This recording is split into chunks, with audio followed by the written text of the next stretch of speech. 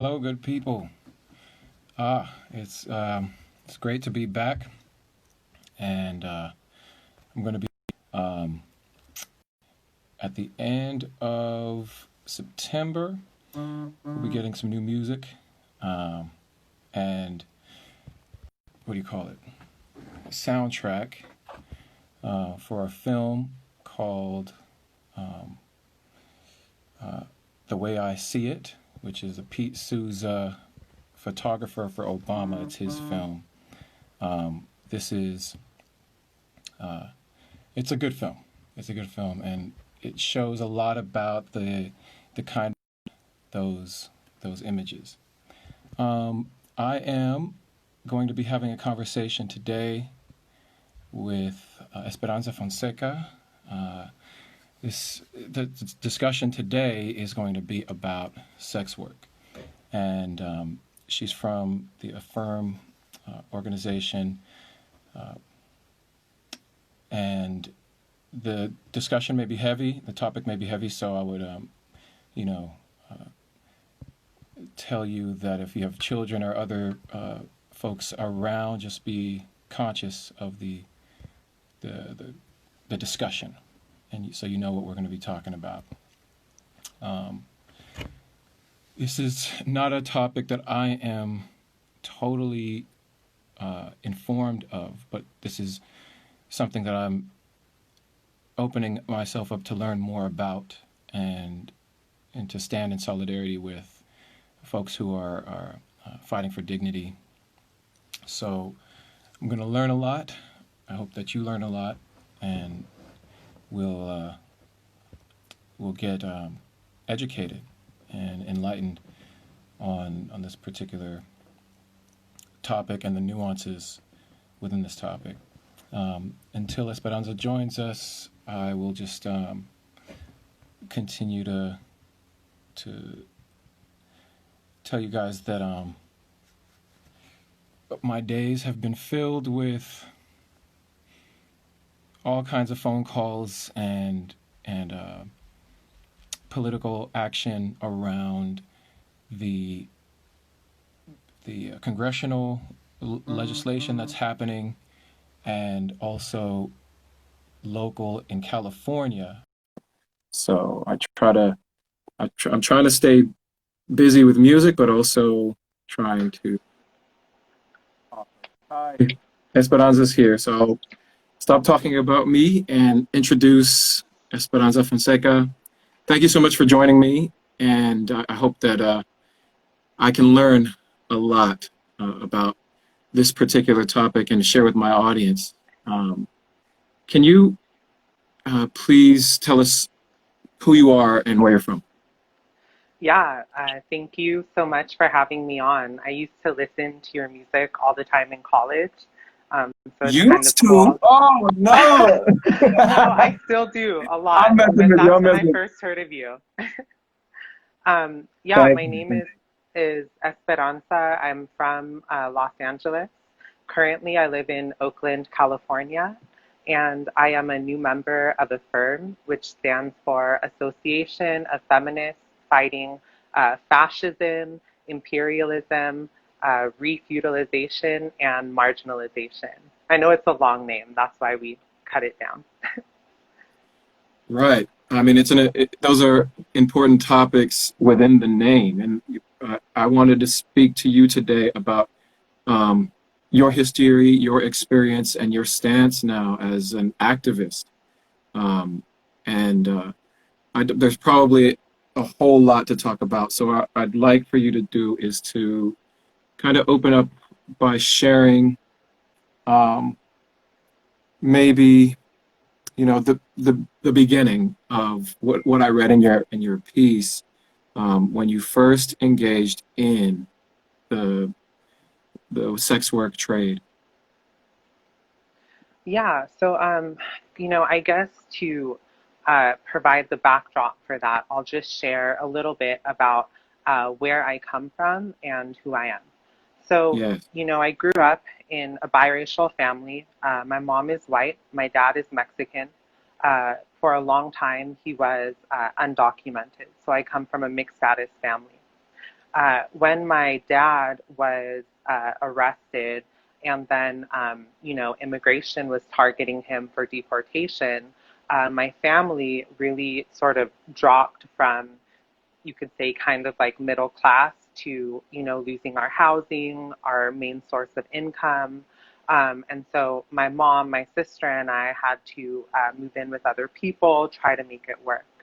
Um, Later I ended up dropping out of high school, but I knew that I sort of, needed some way to get out of poverty myself and also help my mom and my sister. So I worked really hard, starting from the bottom at community college, and was able to, eventually get a scholarship to attend a private college where I eventually graduated. During that time, I was really moved by the food service workers on my campus who were organizing to form a union. They were having to work like 2 hours after their shift. Their wages weren't being paid to them, etc. And watching them struggle deeply inspired me because of how organized they were and how a group of people who were relatively powerless were able to come together and actually make something happen. And Hmm. so I ended up joining the labor movement. However, when I started to medically transition as a trans woman from male to female, transition is a very messy and hard period for us, especially in a society that sees us as really disposable, right? So during that time, I lost my job. At the same time, after I lost my job, I ended up getting kicked out of my apartment. My roommates forced me to vacate and to cut the lease, my name from it. And so at that point, I found myself homeless and jobless, right? And because Would of you my say you transition, would you say you lost your job because of discrimination? uh, I would say, you know, you there's no way to separate the discrimination from why I lost my Okay. job. Yes, But also just the process of transition was affecting things around you. absolutely. It's a very difficult time, you know. Hmm. Yeah. So I found myself pretty much needing to get fast money, right? Fast cash. And so that's how I ended up going into the sex trade. Okay. So, um, in your piece, you talk about the relationship between economics, personal economics, and micro and macro around the sex trade. It's a really in-depth and thoughtful analysis that you describe and put forth. Um, what brought me to have this conversation with you is this discussion around decriminalization um, of sex work and how uh, there are a lot of different opinions, and some people are using decriminalization in one way while others are using it in a different way. And these kind of things, for me, I've, I'm just coming to learn. And I think you're best equipped to educate me and my audience. So, um, if you could please, share about this concept of why should we or should we not, and what are the implications around how do we unpack decriminalization of sex work? Yeah, that is a great question. So the first thing I want to say is that, um, universally, we need to decriminalize all people that are in the sex trade. Now, when I say people that are in the sex trade, I don't mean Johns, and I don't mean pimps, and I don't mean traffickers. What I mean are those of us who actually put our bodies on the market in order to survive. We need to be 100% decriminalized and, along with that, destigmatized. However, the movement that calls itself for full decriminalization uh, needs to be thought of a little more critically. And what I mean by that is oftentimes the sex trade, in order to make an argument for full decriminalization, is presented as a choice of agency, a woman's right to her own body, and all of the bad and violent things associated with it are brushed to the side. Trafficking is considered a completely separate market, which it's not, So, right? yeah. So you're saying that folks that we may be using decriminalization as their you know political rally cry are saying it's women empowerment, but they're not talking about all of the other issues that go along with decriminalization, full decriminalization, I should say, which would include Absolutely. Johns and pimps and traffickers. Yes.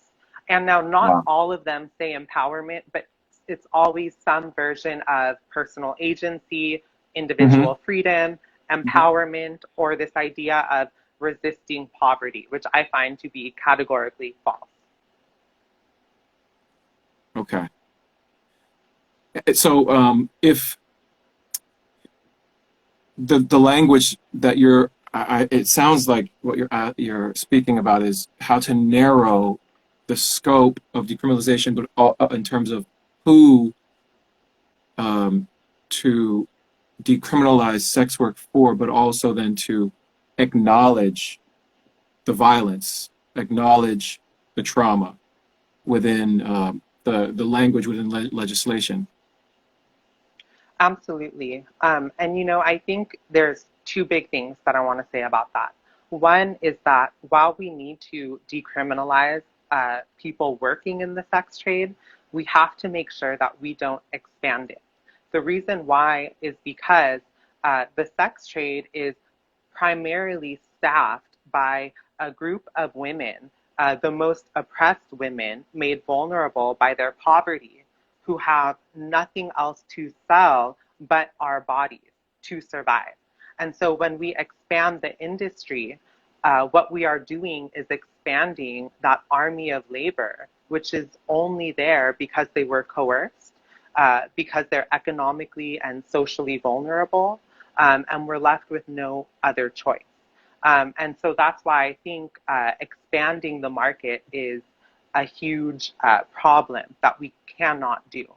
And then the second thing I want to say is that, there's sort of this conversation around what people call carceral feminists. And those of you who are familiar with Angela Davis, if you read her book, Freedom is a Constant Struggle, she defines carceral feminists as those who think the police and prisons will be a solution to end sexual violence. And oftentimes, as anti imperialist feminists, our stance gets conflated with that. But nothing could be further from the truth. We understand that police not only are sex trade, but are often buyers themselves and often profit off of the market.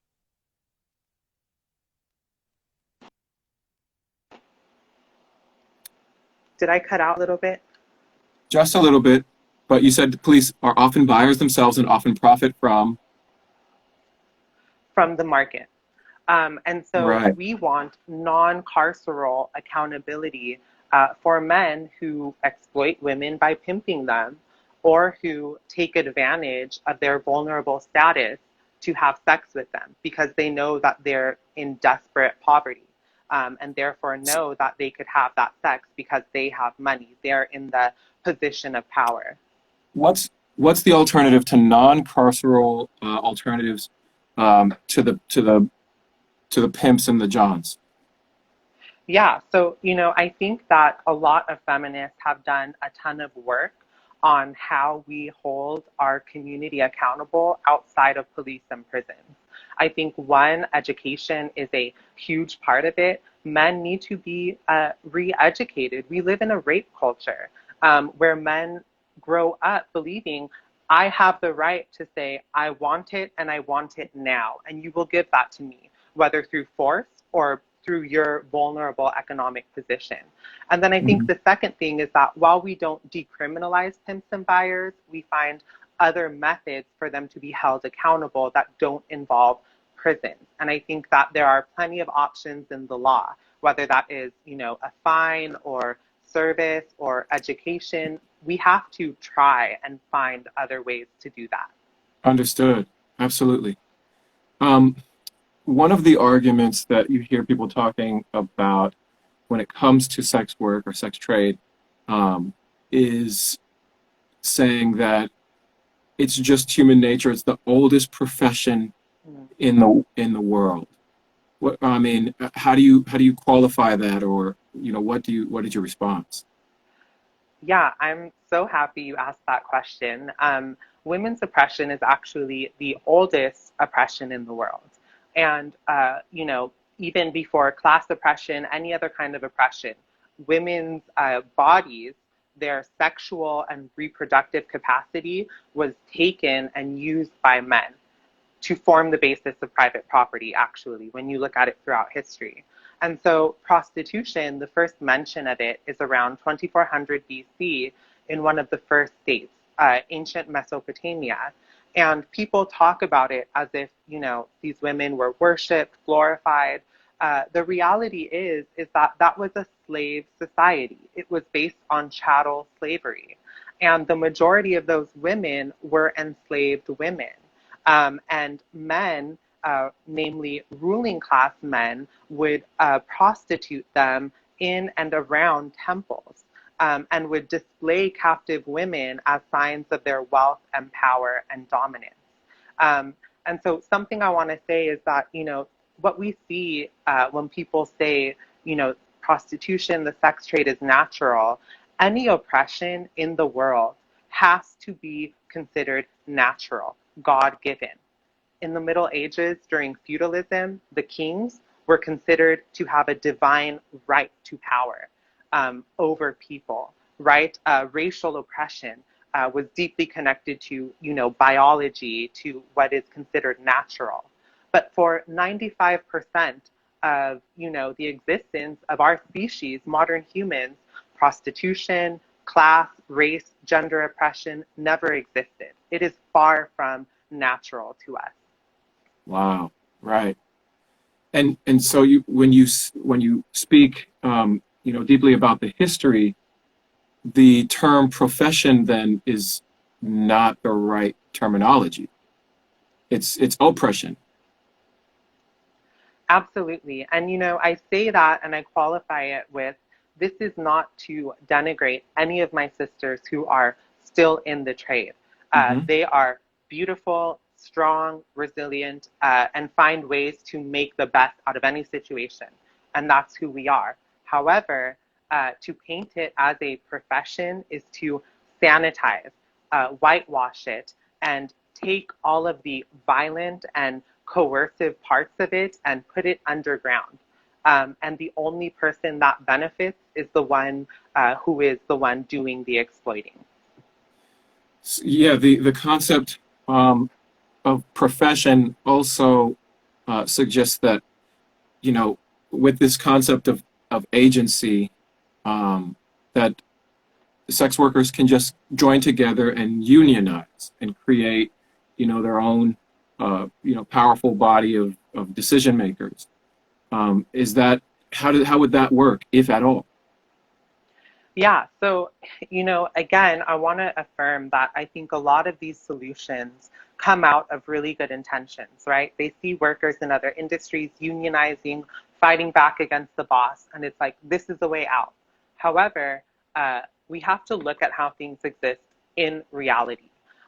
Number one, the unions that have been formed around people in prostitution uh, are not at all, they do not resemble actual unions, as in they're not composed solely of people in the trade. They're not funded solely by the people in the trade, so they are beholden to interests outside of people in prostitution.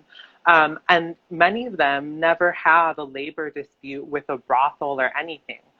So one, that's the history. Two is that, part of the problem of conflating, calling everything sex work is that sex work could refer to strippers, porn actors, private dancers, people with a premium on Snapchat, and those of us who actually were prostitutes.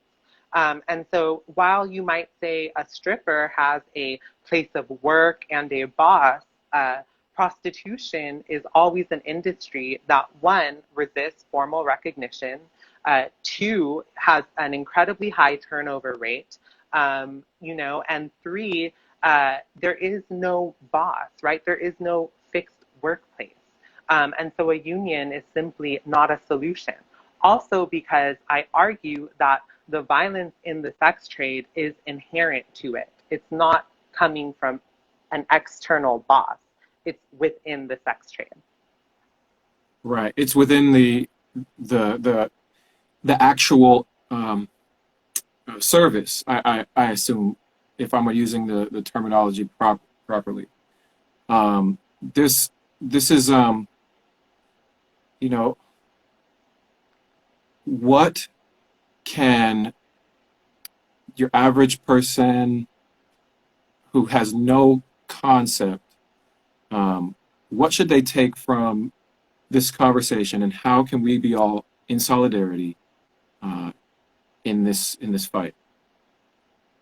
Yeah, I think the first thing is to understand that women are not for sale. Our bodies are not commodities to be bought, sold, and traded on the market. Land and women are not for conquest. That's the slogan that a firm created years ago.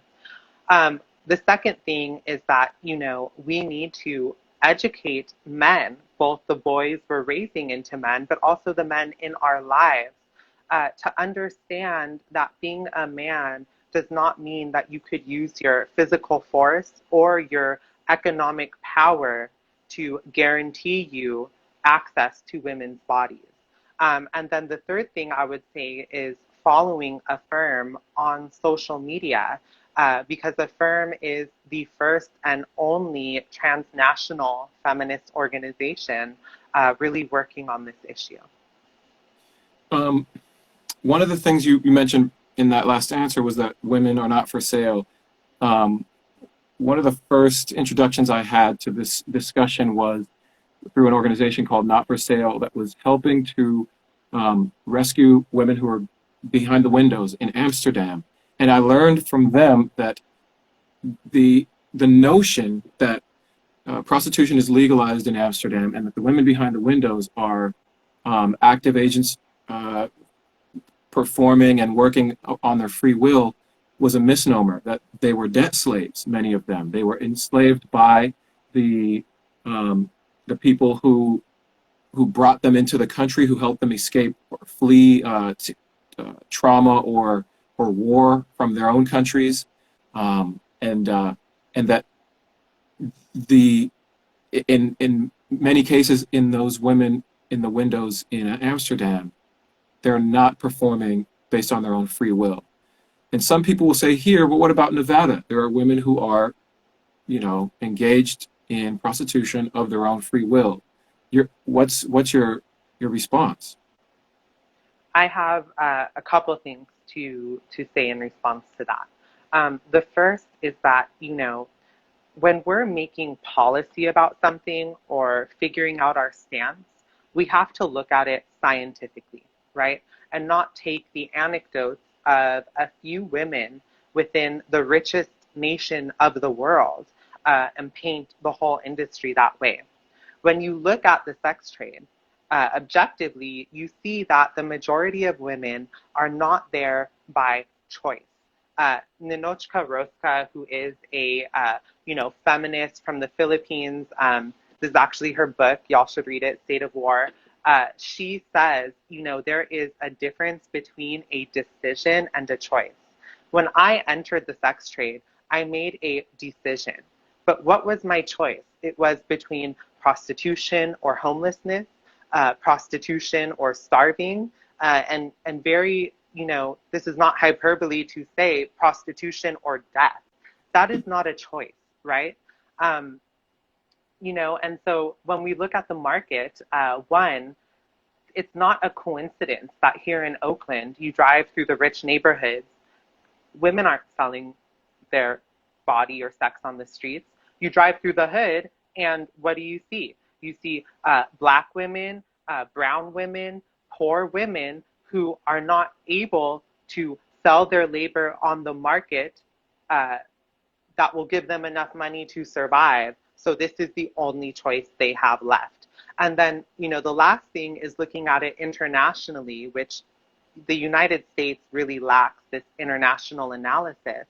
Women from the most oppressed nations are always the ones coerced into prostitution. And so you see this after wars that ravage these nations, like in Southeast Asia, etc. And the soldiers set up military brothels so that the local women will service them after they destroyed their land, destroyed their economy, and took every option of subsistence from them. And that laid the groundwork for the global sex tourism industry. So by and large, it's not a choice for the majority of women. Not a choice. It's a decision, and it's at the end of all other options. Right. So Absolutely. it's an economic um, situation. If you don't have other means to survive, this is ultimately the decision that you could be driven to in many cases. So how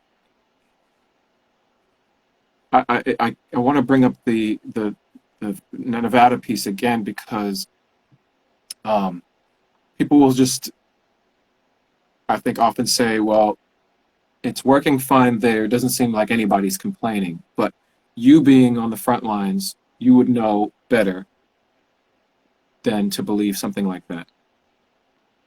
Yeah, so I'm going to answer that, but I just want to back up really quickly when you said this is a choice that or a decision you are driven to make. I think that this is a decision we're going to see many more women driven into. A lot of people talk about, the middle class is getting destroyed, whatever. Mm-hmm. What that really means is that their conditions are declining. Women are getting poorer. That is going to lead us into the sex trade. So this is an issue that affects every single woman. And it is every woman's, issue to talk about.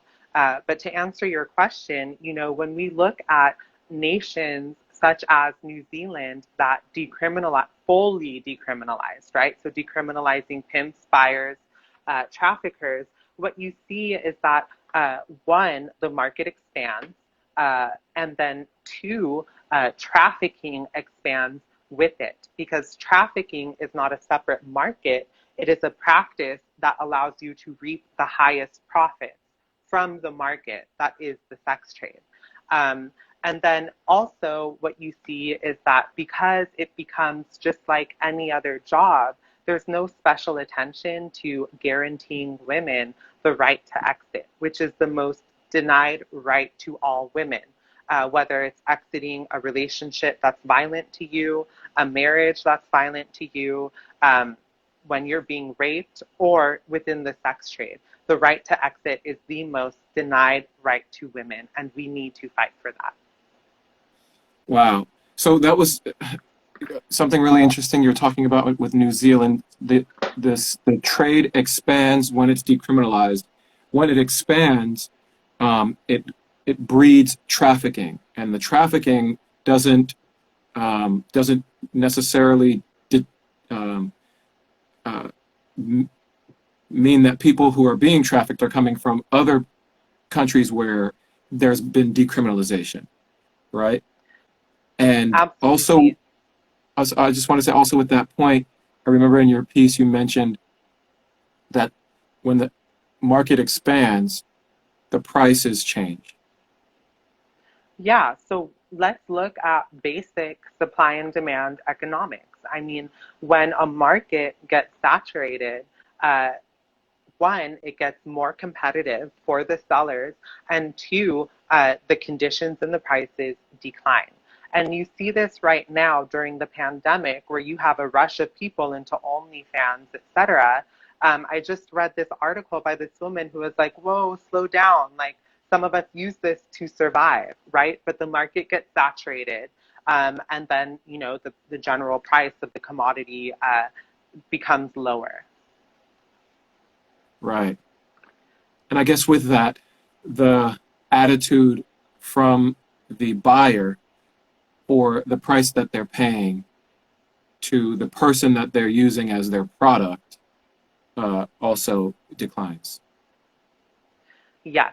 And, something that is important to say is that I think everyone, you should just ask, like, men, I mean, maybe they won't admit it, but anyone who's really, bought sex, bought a prostitute, I mean, they don't check which ones were trafficked through state lines, which ones weren't. They don't ask, are you coerced because of poverty? In many cases, they assume that. They know that. They know their money grants them power over your body. And so institutionalizing a practice centered around the right of men to say, I want it now, that only reinforces rape culture. It reinforces men to say, I want this from you and I'm going to get it. And I'm going to stay richer than you so I can guarantee my right to that. Right. In your opinion, what are the markers of that perpetuate rape culture today in this society within the United States? Yeah, so, I think a lot of what we see today as rape culture, again, stems back from the onset of women's oppression, right? And has lasted throughout every era. I mean, the feudal right of kings to say, I want this, I want it now, to say, I have a divine right of access to your body, that is maintained today. In ancient Mesopotamia, the ruling class would display captive women as signs of their power and wealth. What do you see in the music that we watch today? Men talk about, women, hoes, next to their stack of, hundreds, their cars, their nice watches. We are commodities for them to display their wealth and power. And this is not just in rap music, which I love, my generation loves, but it is in all mainstream music because it's rape culture. And I think the biggest thing is that what we see today, rape culture manifests as one, taking away the woman's right to exit. Any situation that is violent to her, she does not have that right. Two, the male right to have entitlement to our bodies, whether through physical rape or coerced sex, such as prostitution. And three, which is just male violence in general and how it's considered natural. The legal scholar Catherine McKinnon says that, prostitution is often not seen as rape because it's women having sex, and sex is what women are for. And we need to end that notion. Right. In your piece, you made a connection about the transition in history from the feudal lords to then the bourgeoisie. Can you explain that quickly, and how that Absolutely. is part of the the continuing issue? Yeah, so, the feudal lords had the right of the first night to women, right? So they have the first right to the women in the sex trade, to our bodies, etc. When the bourgeoisie, which is the term for the owners of the means of production, think, people like Jeff Bezos, etc., that right was passed on to them because they became the new ruling class. So in the sex trade, what you see is that it is centered around their right to access our bodies. Because of their money, they get the first right, the first choice, selection of who they want. The women that they choose often get paid the highest, have the best conditions. And the women that are left over from them or not currently in use by them are passed around among working class men. And they get paid, of course, less money and have worse conditions. And so the sex trade will always have an underclass of people that are coerced, experience the highest rates of violence, and are unable to leave. And they are the ones that we have to center when we talk about the sex trade. Um, every year, in a normal year where there's no pandemic, we have huge sporting events: the World Cup, the Super Bowl, the uh, uh, NBA Finals, and um, recently, in the past, you know, 5 years, I've started to see commercials around those PSAs around those events about human trafficking. Not often do those commercials come along with the statement of sex trafficking, but largely that's what they're talking about. Can you speak to how these events are a breeding ground? Yeah, absolutely. So, I mean, anytime there is uh, a big event, I mean, our society is centered around the profit motive, right? And so when men travel to concentrate in small areas, um, and they want to have sex, they want to have access to women, pimps and traffickers know that this is an opportunity for them to make good money. So, of course, they're going to use that to bring those women to that area and sell them to those men.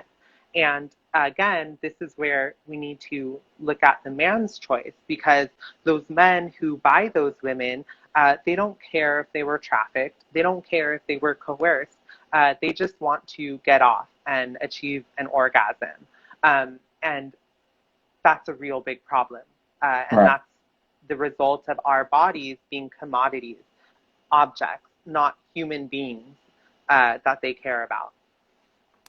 Um, in the basically the lawmaking work, the legislative work, where is a firm at in terms of potentially drafting legislation and campaigning around new laws, and where around the country is there, I guess, the kind of leading ideology that's working, if at all.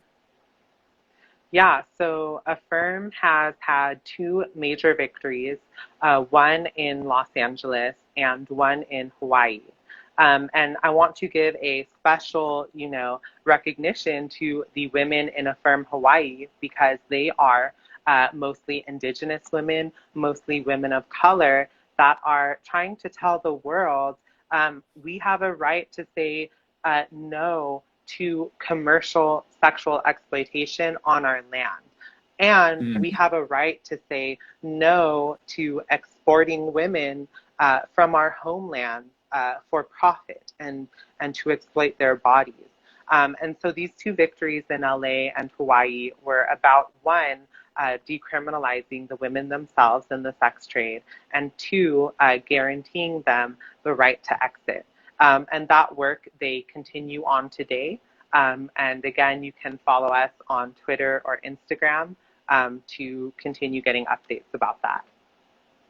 Wow. Okay, that's awesome. It's good to hear that there's some movement, and that's sounds though like what happened in Los Angeles is something very local.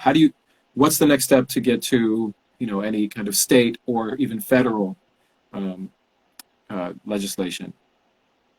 Yeah, so I think, the first thing is that we have to build uh, the political will, right, of the people, because that's where real movements start, not in Congress, but among the masses of people.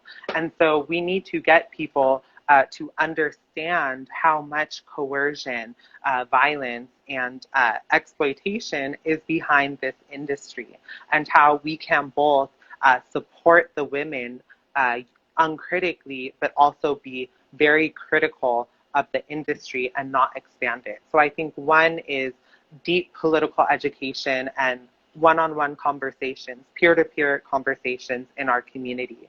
And then I think the second is joining a united front with groups like AF3IRM that are willing to craft such a nuanced policy and fight to win it. Right. Great. I really appreciate you helping me to understand a lot more about this. It's information that I have not had access to, or I haven't sought access to in the past. But I really appreciate AF3IRM bringing it to my attention. I really appreciate you, Esperanza, for having a voice and standing strong and being so courageous and sharing your story openly, so that people can really understand the trauma that comes with this type of work, and how to stand in solidarity and how to help make a difference. You know, I promise to educate myself more, to learn more, and to be a stand and help to spread the word. So thank you for your time. Is there anything you could share with us? How can we find out more and be part of the fight? Yeah, first, again, I just want to thank you for a few reasons. One is that, you know, as a straight man who's in the music industry, to bring a transgender woman on, you know, your social media is not common. So one, thank you for doing that. Secondly, you know, right now there are a lot of people that have misunderstandings about our position, and you willing to hold that nuance really means a lot to me, and I'm sure to all of, you know, our sisters in AF3IRM. What I would say is, you know, to continue following AF3IRM at AF3IRM on Twitter and Instagram, and also to not be afraid to share your opinion about women's bodies not being, you know, a commodity, and fighting back against women's oppression, because the most revolutionary thing we can do is to loudly proclaim what is happening. And right now there is a very well-funded movement that wants to sweep all of this under the rug, to say trafficking isn't really happening, coercion isn't really happening, that's a lie. And we have to say, no, this is the truth, this is what's happening, and this is how you can fight it. Esperanza, thank you so much. Really appreciate you. I hope you, I wish you well with the fight, and I hope that I can be helpful in continuing to spread the message. Thank you. Thank you. Bye. Bye.